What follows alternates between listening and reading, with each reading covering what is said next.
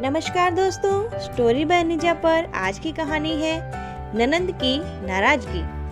दोस्तों, आपका एक एक सब्सक्राइब, लाइक, शेयर और कमेंट हमारे लिए बहुत इम्पोर्टेंट है, तो प्लीज़ हमारे चैनल को लाइक, शेयर और सब्सक्राइब जरूर कीजिएगा और हमें कमेंट करके बताइएगा कि आपको कहानी कैसी लगी। यह लो भाभी आपकी गर्मा गर्म चाय। मुक्ता ने बेड पर लेटी पूनम को चाय का कप पकड़ाते हुए कहा। आज संडे का दिन था, यानी कि पूनम की छुट्टी का दिन। अरे ऑफिस से नहीं, घर के कामों से। बड़ा हंसमुख और प्यार करने वाला परिवार था पूनम का। पूनम के परिवार में केवल 3 ही तो लोग थे, पूनम, ननंद मुक्ता और पति सुमित। पति सरकारी स्कूल में टीचर थे, तो ननंद अपने कॉलेज की पढ़ाई पूरी कर रही थी। हफ्ते के 6 दिन तो पूनम पूरे दिलो जान से अपने पति और ननंद का ध्यान रखती और 7वें दिन यानी कि इतवार को मुक्ता और सुमित पूनम को घर का कोई भी काम नहीं करने देते थे।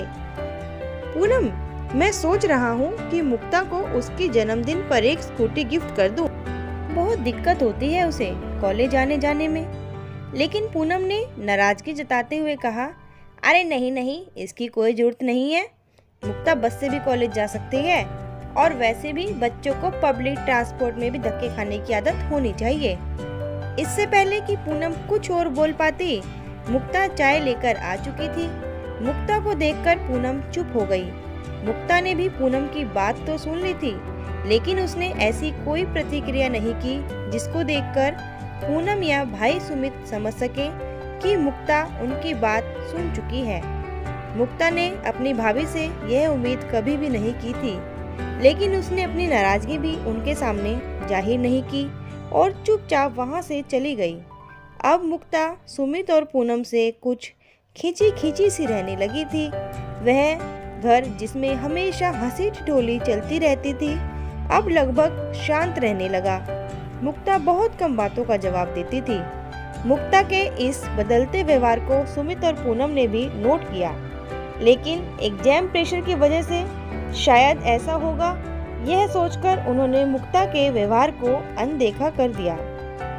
शादी के बाद सुमित भैया इतना बदल जाएंगे, मुक्ता ने सोचा भी नहीं था। और पूनम भाभी, उसे तो वह अपनी सहेली समझती थी। अच्छा हुआ मैंने भैया और भाभी की बात सुन ली, वरना उनके दिल में मेरे लिए क्या क्या है मैं कभी जान भी नहीं पाती। इससे अच्छा तो मैं गांव में ही थी, माँ के पास। पता नहीं क्यों भैया भाभी मुझे यहाँ ले आए। आज तो उन्होंने मेरा दिल ही तोड़ दिया। और मैं इतनी बुद्धू कैसे हो सकती हूँ कि भैया भाभी मेरे सामने अपने प्यार का दिखावा करते रहे और मैं उनके झूठे प्यार को सच समझती रही। मुक्ता अक्सर अकेलेपन में इन्हीं सभी सवालों से घिरी रहती थी। अब तो मुक्ता को उस घर में घुटन सी रहने लगी थी। वह अपना ज्यादातर समय बाहर ही बिताती थी।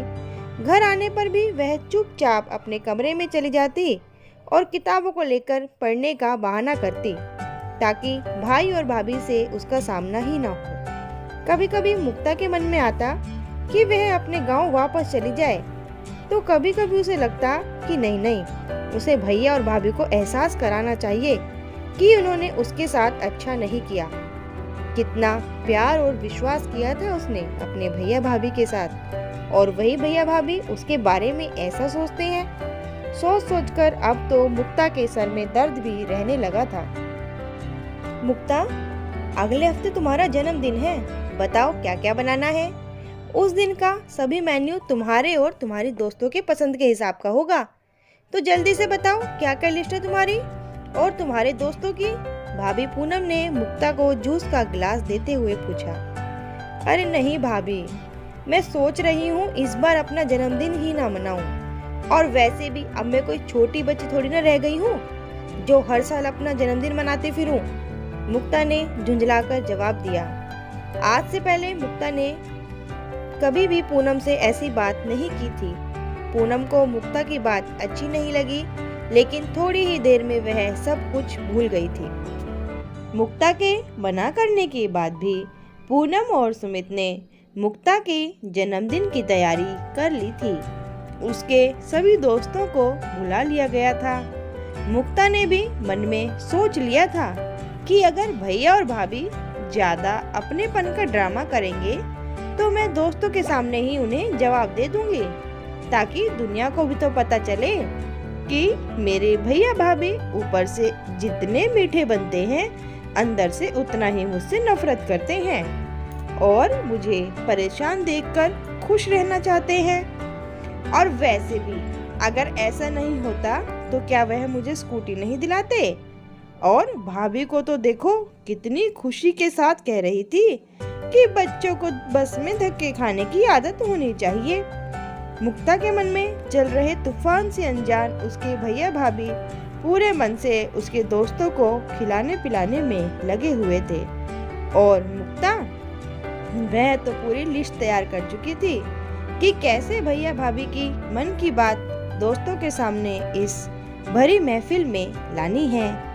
केक काटने के बाद सुमित ने मुक्ता की आंखों को बंद कर दिया और पूनम ने उसके गले में एक सुंदर सा नेकलेस पहना दिया।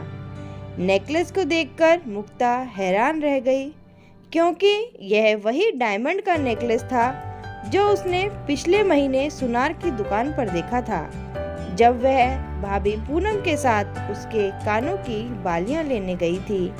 नेकलेस को देखकर मुक्ता के मुंह से अनायास ही निकल गया था, वाओ कितना प्यारा नेकलेस है, लेकिन कीमत औकात से भी बाहर, पूरे 2.5 लाख रुपए। देखा, चौंका दिया ना मुक्ता? भाई सुमित ने मुक्ता की बड़ी बड़ी आंखों को देखते हुए कहा, लेकिन भैया यह नेकलेस कैसे और कब खरीदा आप लोगों ने? यह तो बहुत महंगा है। मुक्ता ने सवालिया नजरों से पूनम और सुमित को देखा। हमारे लिए तुम्हारी खुशी से ज्यादा महंगा कुछ भी नहीं है मुक्ता, भाभी ने उसके बालों को सहलाते हुए कहा। नहीं नहीं भाभी, मुझे जानना है आप इतने पैसे कहाँ से लाए? एफडी तोड़ी है महारानी ने, सुमित ने मुस्कुराते हुए कहा।